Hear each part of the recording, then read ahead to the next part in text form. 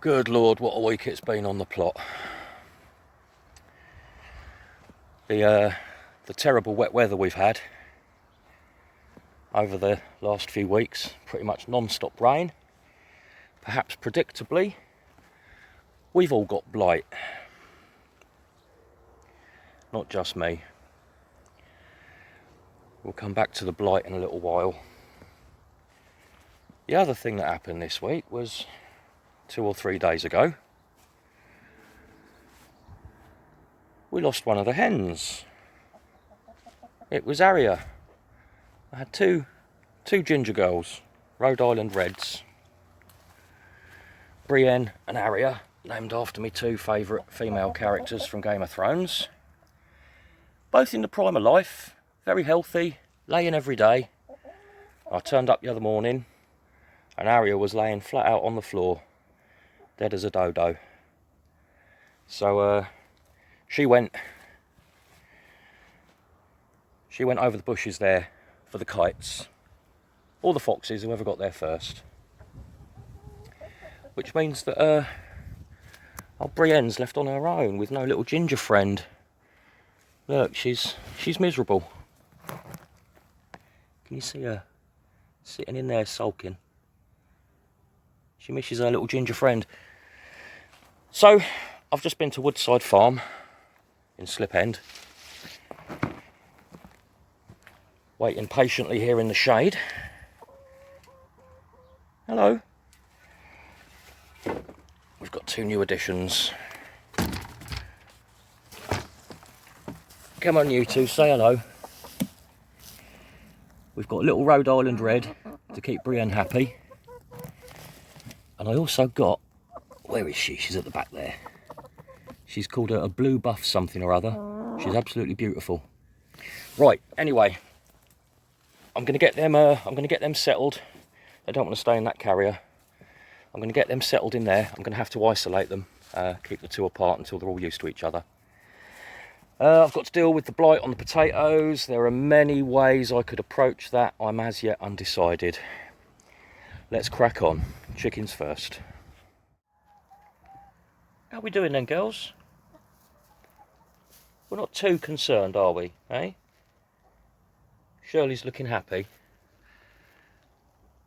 Brienne's having a little snooze.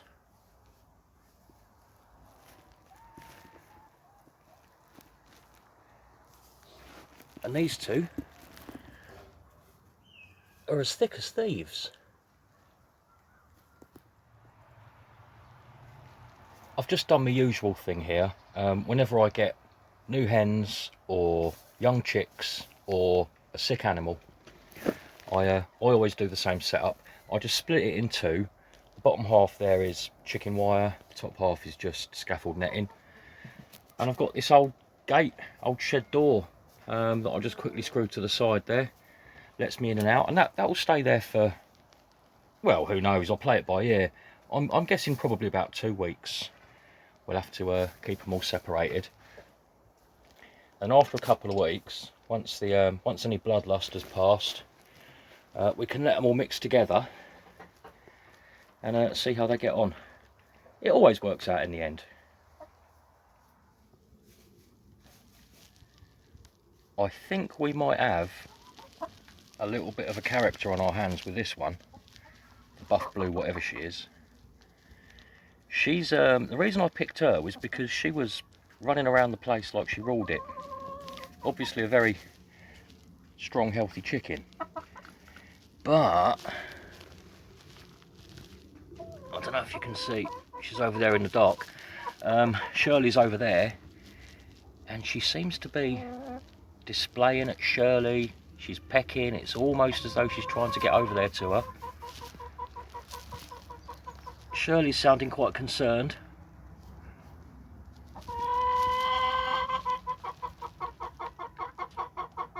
It's all right, Shirley, you're still the boss. For now. Anyway, good to see she's got some buzz to her. Oh God. Yeah, she's got that tail right up, hasn't she? She's definitely displaying. Oh God, hang on. She? I hope they've not given me a...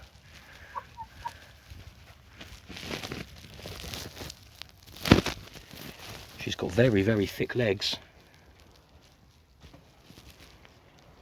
I can't see any spurs developing. Okay, let's hope that she is a she. This little one definitely is. Yeah. They'll settle in. Okay, let's go and deal with those potatoes. Oh, she's back. I do hope you're not a rooster, madam.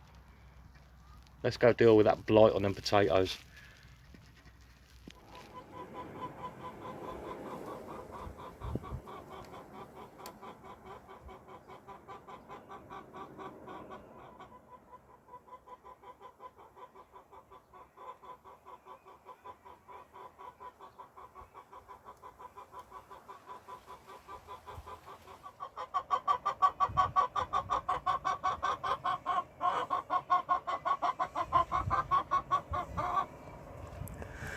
Warnings are being given.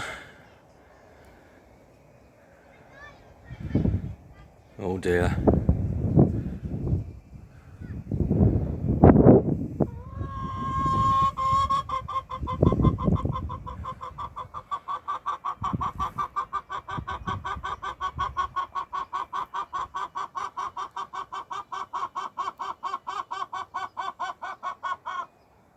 And little Miss Blue does not appear to be backing down.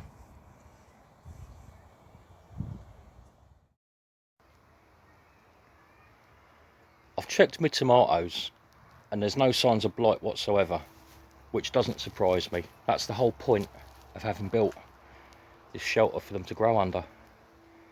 Blight depends on wet weather. Blight spores, it's a fungus, and its spores they can land on a potato or a tomato, and if it's dry, it will just die off. It has to be wet for the spores to actually thrive, survive, you know, and infect the plant. So my tomatoes are safe. I've got no doubt they are not going to get blight because they don't get wet. Now, let's have a look over at the potatoes. These are my second early potatoes here. They're Charlotte variety. They've got a touch of blight. We'll have a closer look in a sec.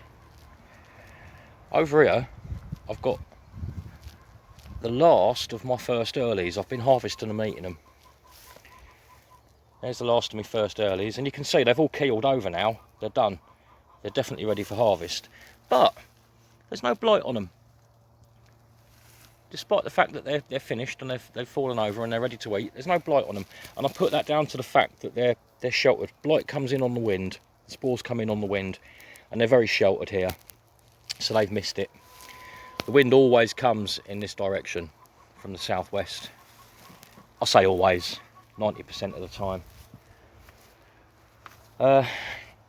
These are my main crops, Sarpomera. Now Sarpomera are virtually blight proof in my experience.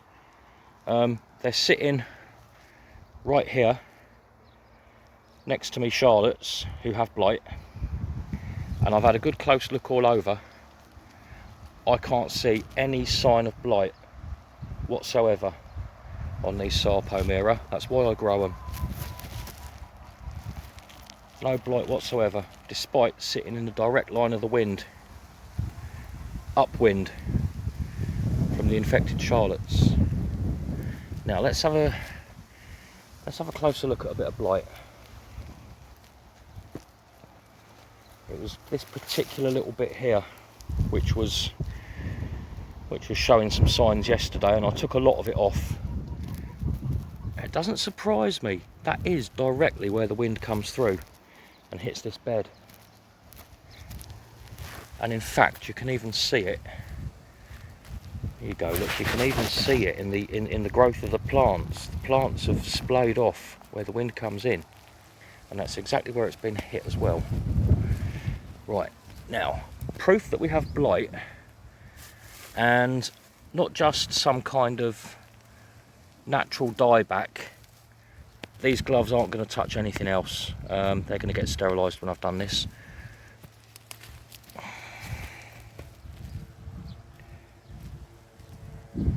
Now you can see that that's gone brown. Lots of things make potato and tomato leaves go brown, but the dead giveaway, and I hope we can see it on this example, you get a slight white fuzz. That's the mould, that's the fungal growth. You get a slight white fuzz around the brown areas, and we've very definitely got that going on here. Alan over there's also got it, as has Bob and Annie over the other side there.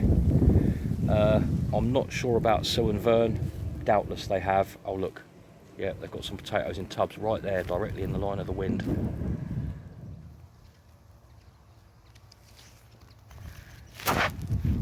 So what do I need to do about it? Well, I only need to really worry about the Charlottes. The first earlies over there, they're done now, they're ready to harvest. I'll be pulling them out today, and I'll show you what I get later on in the video. The main crops here, the Sarpomeras, in my experience, have never ever got blight. And here they are right next to an infestation. Okay, not too bad an infestation, but they're next to an infestation and they're showing no signs of it whatsoever. I've got a lot of confidence in Sarpomera. Don't think that's going to be a problem. So the only ones I really need to worry about are my Charlottes, my second earlies. Now, two things I need to consider are the fact that they are very, very nearly ready. Very nearly ready. With better weather conditions and with an absence of blight, I'd probably only be leaving them another 2 weeks anyway. So they're very nearly ready to have. They're going to be a half decent size. Now the other thing to bear in mind is that the weather has just improved greatly over the last 2 days, and it's actually forecast to stay like this for about the next week. Now this is the exact opposite of what blight needs to survive. Blight needs it windy and wet and overcast. What we've got now is very hot and dry and breezy. Everything's going to be very dry. The blight's not going to be able to continue to spread any further. So I'm going to rule out the option of immediately pulling out my potatoes. I'm going to lift one in a little bit. I'm just going to lift one plant and see what's going on. I'm going to take a chance that the weather's now going to do me a favour at long last, and it's going to ensure that blight cannot grow any further. What I'm going to do, there aren't very many patches, so I'm going to go around with my blowtorch, and bearing in mind it's a fungal infection, this means I don't have to touch them and I don't have to carry the spores home to my tomatoes in the garden. I can just go around, and wherever I see a little bit of blight, look, there's a tiny little bit going on there, look, not much, I'm just going to burn them off and kill them. And we're going to leave these, I'm going to keep a very close eye on it obviously, but we're going to leave these in the ground for the couple of weeks that they really need to give us some decent Charlotte potatoes. They're coming out now, first earlies. Let's see what we got.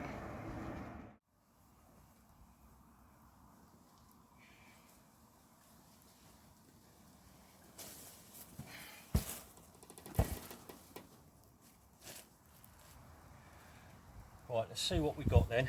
I know they're not too bad actually, because I've already harvested most of them. So just get all this foliage off first.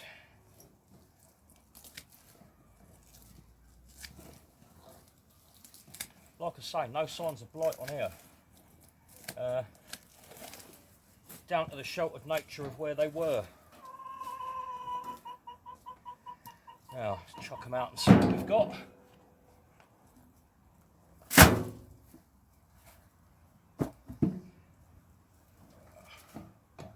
all very nice. Okay, oh, brilliant, brilliant, brilliant, brilliant. Beautiful. Right.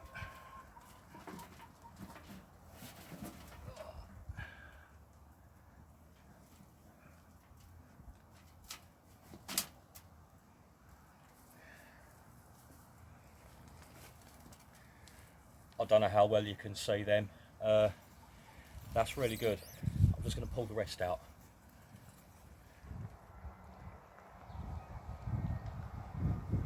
That's one tub's worth. Lovely new potatoes. They're called Foremost, and they've got the lovely papery skins on them. Absolutely delicious. That's one tub. I've got another one there, and then just over the back there, beyond the flower bed, there's 2 more. So they've done really well, and they were lucky to escape the blight. What I'm going to do now is get the blowtorch on there and hope for the best.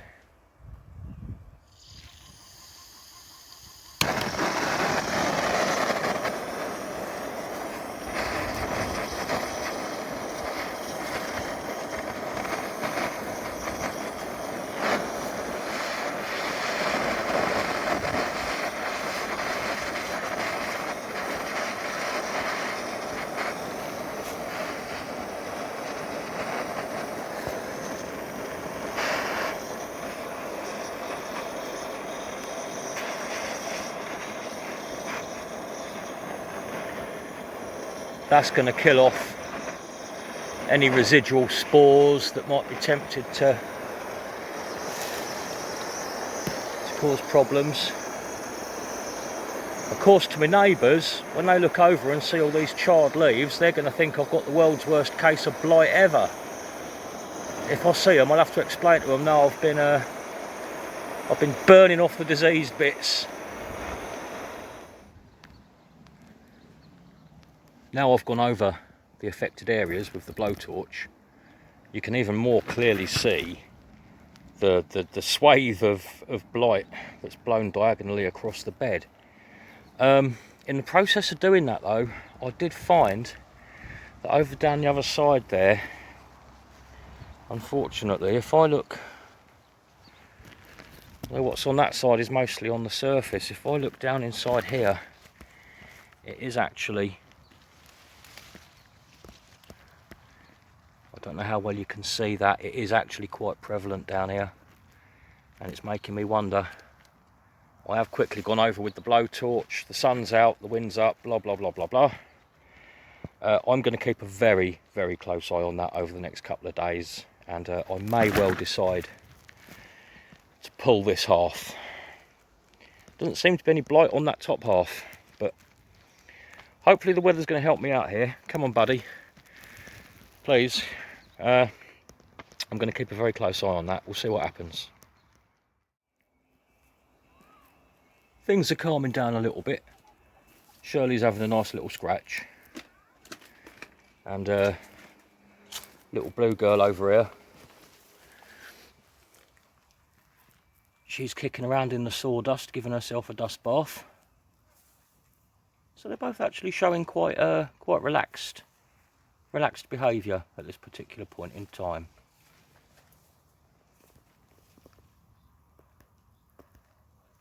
Dug herself a little pit there, look. Peck peck, scratch scratch. Like I said earlier, it always works out.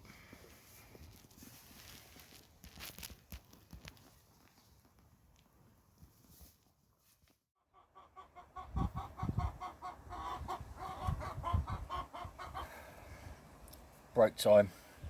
Right.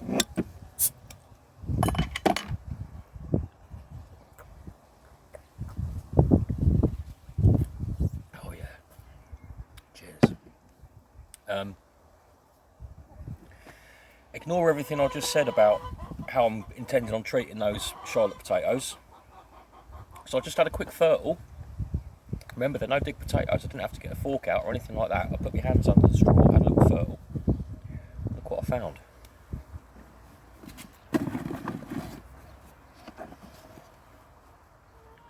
they're absolutely perfect. There's me thinking I need another couple of weeks. They just don't. They just absolutely don't. They are perfect. Beautiful Charlotte potatoes. So, all of that burning and all the rest of it, that was all a bit of a waste of time. They're going to come out. I'm going to do the bottom half of the bed, where it was all a bit mouldy looking, a bit blighted. I'm going to take those out this afternoon. It's Friday today, I've got the day off, I booked the day off work. I'm working Saturday and Sunday. And then either Monday or Tuesday, I'll take out the rest of them. So those potatoes aren't going to be affected by blight, and neither are they going to be able to pass blight on to anything else on the plot. That was a good turn up for the books. I really wasn't expecting to find this sort of thing. Ready to go. Perfect. Very, very pleased with those. So either Monday or Tuesday I'll finish getting those out, and then the other day I've booked both of them off work as well. The other day, probably Tuesday I'm guessing, I'm going to get back on the walking videos. I miss them, I really miss them. They're my favourite videos to make. They do me a lot of good. It's going to be different without Twinkle trotting along next to me. But I've got to get out and do it. So I'm going back to Grimsditch. I did a video at Grimsditch a few weeks ago, just as Twinkle was on her way out. She wasn't with me that day. And I think because I was all flustered about the Twinkle situation, I ended up deleting the whole lot. So I'm going to go back and remake that video. Now, as a remake, it should be a pretty decent video. And I've been studying the maps, and I've pinpointed other places a little bit further out of my area, but I'm going to go down there anyway and have a look. I've pinpointed what's potentially a very interesting part of Grimsditch that I've not visited before. So there's a few videos to come over, not over the weekend, but on Monday and Tuesday. I need to get on now, start getting those potatoes out of the ground. I need to empty out the rest of my first earlies out of those tubs. And I'm glad to see the weather's doing what it's doing. We might just make it through this little patch of blight. Right, I'll see you all Monday and or Tuesday. Take care. See you later.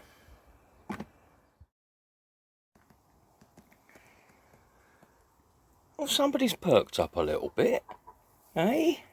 We don't want a sad chicken, do we? That was the whole point of the exercise. There's a good girl.